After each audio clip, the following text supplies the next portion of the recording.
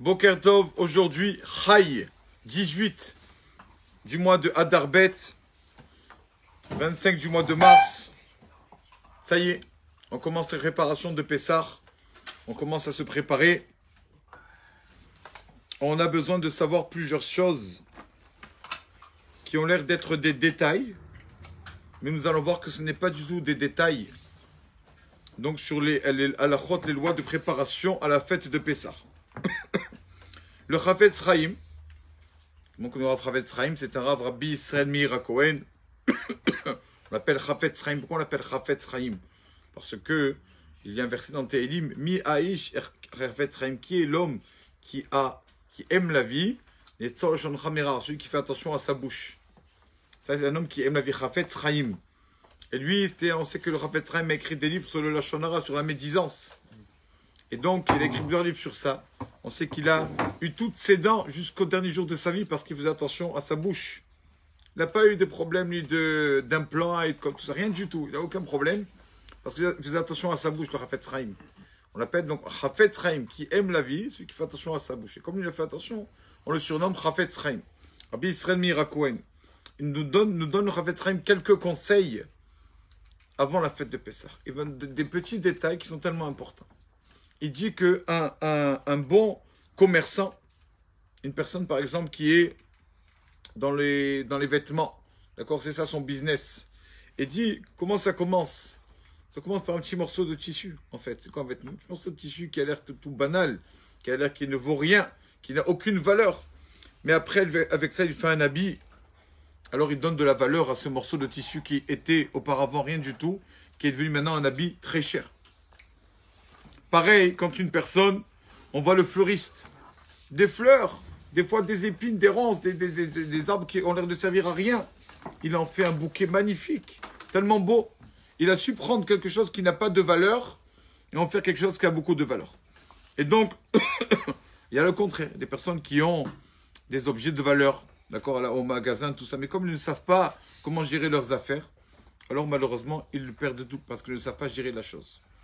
Et du Chafetz Chaim, ça c'est dans le matériel. Dans le spirituel, c'est comme ça. Il y a une personne, il y a des petites choses. Des petites choses. Et on peut les rendre tellement, leur donner beaucoup de valeur. Par exemple, quelques mots. Quelques mots, une petite phrase. Ça n'a pas l'air d'avoir beaucoup de valeur. Mais avec une petite phrase, j'ai réjoui une personne que je voyais un peu triste. Je vais raconter une blague. Je vais dire un mot de Vartora, ça lui a fait plaisir. Une belle histoire. C'est quoi la parole? Une petite phrase. Et finalement, j'ai fait de ça, cette marchandise, donc je lui ai donné beaucoup de valeur. Et pareil, il dit, ça peut être le contraire. On a une marchandise très chère. Par exemple, Birkat Amazon, la prière qu'on fait après avoir mangé du pain. C'est une bracha d'Oraïta, c'est la seule prière qui est vraiment écrite explicitement dans la Torah. Et on l'a fait vite comme ça, on la bâcle. C'est quelque chose qui a beaucoup de valeur et on le bâcle, ne fait pas attention. Donc malheureusement, c'est comme ça. Il dit le Chafetz Chaim, veille de Pessah, on a des choses qui ont l'air qui n'ont pas de valeur. Nettoyage, faire ça, il faut jeter ça, il faut débarrasser ça. On débarrasse toute l'année. Il dit quand une personne, c'est vrai que ça n'a pas de valeur. Du moment qu'il fait ça pour la fête de Pessah, toute chose qu'il fait, il fait une mitzvah. Toute action que la personne fait, il fait une mitzvah parce qu'il prépare Pessah. Comme on a dit le Ben Ishraï qui disait, chaque fois qu'on astique un carreau ou un mur ou je sais pas quoi, on crée un ange qui protège le peuple d'Israël. Donc c'est des petites choses qui ont l'air, d'accord, de prendre une éponge, de préparer une bibliothèque, nettoyer, toutes des petites choses. Mais, au contraire, ça a beaucoup de valeur. Quand on fait ça pour la fête, ça a beaucoup de valeur. À tel point, Rabotai, regardez, quand on demande à une personne, dis-moi, il te reste des pâtes avant Pessah, fais un plat de pâtes, comme ça tu liquides le chametz. Bon, j'ai liquidé, alors.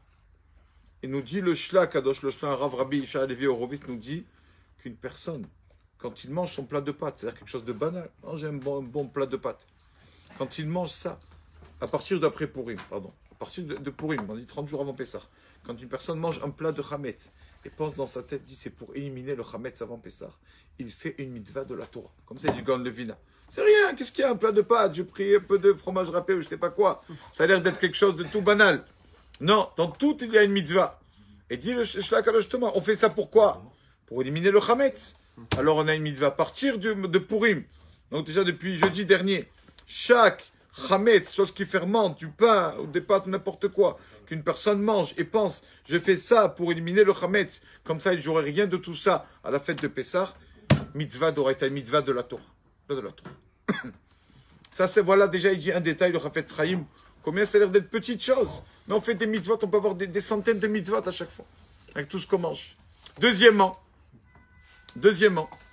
on a vu que, on a dit qu'il faut étudier les lois de Pessah 30 jours avant. Quand on regarde dans la halakha, est-ce qu'il y a marqué l'omdim? Est-ce qu'on étudie les lois de Pessah?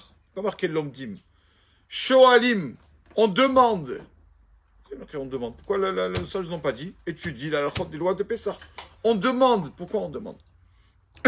Pour répondre à cela, il y avait un Rav, je ne me rappelle pas c'est quoi le nom de ce Rav, qui lui aimait tellement la mitzvah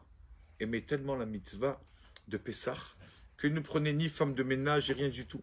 Le Rav lui-même s'occupait, se mettait à frotter, à sticker de partout, ranger les armoires, trier, vider les poches, vérifier les cartables des enfants, etc., pour ne pas qu'il y ait du chametz, quelque chose qui fermente à Pessah. Et il faisait très attention, toutes les chumrot, toutes les choses qu'il pouvait faire, qui pouvaient embellir dans la mitzvah. Ça non, ça je prends pas, ça j'ai pas l'habitude. Moi je mange pas le riz, je prends pas ça, je mange pas ça. Tout, il faisait tout. Et donc il arrive pour préparer, veille de Pessah, les plats de viande pour Pessah. Et il ne veut pas, tellement qu'il était quelqu'un de marmire, il voulait faire bien les choses. Le Rav, au lieu de cuire ses plats comme à l'endroit où il a l'habitude sur la gazinière comme il a l'habitude, il a dit non. Même que j'ai cachérisé, j'ai peur qu'il y ait du ramès. Qu'est-ce qu'il a fait? Il sortait, donc il a mis un petit feu au-dessus de la cheminée, d'accord? Et donc il a mis un petit feu, un petit gaz, il s'est mis à cuire son plat. Et arrive le soir de Pessah, on va goûter le plat, vous savez que le soir de Pessah, jusqu'à qu'on arrive au plat, on a le temps.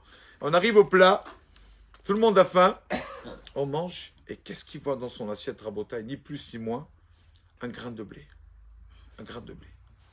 Un grain de blé à Pessah. Dans mon plat, le soir du Seder. Il s'avère que il y avait un oiseau qui est passé au-dessus de la cheminée, il avait un grain de blé dans la bouche, tac, dans la casserole, dans la marmite. Et il avait tellement de peine qu'il a demandé à Kadosh Baruch Hu, je veux Minashamayim, je veux avoir une réponse. Je veux comprendre comment ça se fait, l'explication. Comment j'ai fait tellement attention? J'ai fait attention à tout. Le soir de Pessah, le soir du Seder à la table, un grain de blé dans mon plat. Dans sa mida, demandé à Kadosh Baruch Hu, s'il te plaît, je veux l'explication pourquoi j'ai eu ça. Pourquoi ce grain de blé? Et il rêve. Oh Hachem, il rêve. Comme il a demandé, Hachem, il rêve. Minashamayim, on lui dit, écoute, tu as tout fait comme il faut. Tu as tout fait comme il faut. Tu as tout nettoyé, tu as tout astiqué. Il n'y avait pas de ramette, les armoires, tu as pris une nouvelle vaisselle, tout. Tu as oublié une chose essentielle.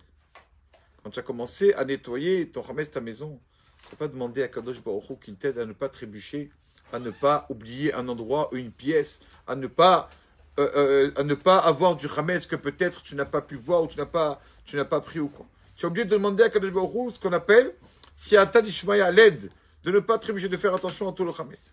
Tu as fait, mais tu crois que tout dépend de toi. Toi, c'est très bien. Demandez l'aide à Kadosh Baruch Hu. Donc c'est ça, et dit Chafetz Chaim, encore un détail qui a l'air important. Avant de commencer à sticker, demande à Kadosh Baruch Hu, s'il te plaît, aide-moi. Je lui ai caché que je trébucherai pas. J'arriverai, Bezrat, à nettoyer ma maison, que ma maison soit propre pour Pessah. Il faut demander à Kadosh Baruch Hu de l'aide. Après, commencer à travailler. C'est pour ça que nos sages ont dit, Shoalim, on demande. Pas vrai qu'on étudie les lois de Pessah. On demande. Avant d'étudier, d'abord on demande à Hachem. She'ela, ça veut dire demander. C'est une question. Ça veut dire aussi demander. Il faut demander à Kadosh Baruch Hu qui nous aide à ne pas trébucher. Après avoir demandé de l'aide à Kadosh Baruch Hu, alors on peut commencer à nettoyer la maison pour Pessah. Baruch Adonai Le'olam. Amen. Amen.